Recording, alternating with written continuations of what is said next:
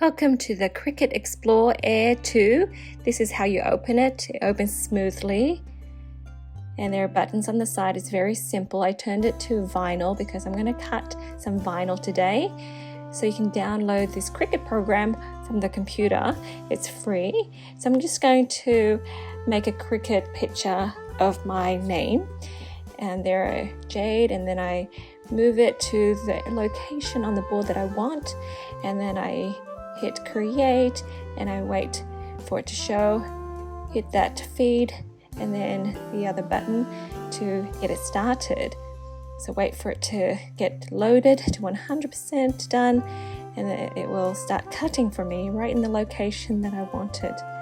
Okay, and it cuts pretty fast, and the teeny needle is so sharp.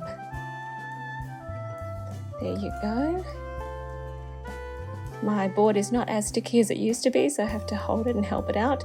Open the toolbox and get the tool to peel it off. It's very sticky vinyl. And I'm just going to put this vinyl on my glass water bottle. And you can make the vinyl to fit anything else if you like. So I have the vinyl here on my laptop. Take a look.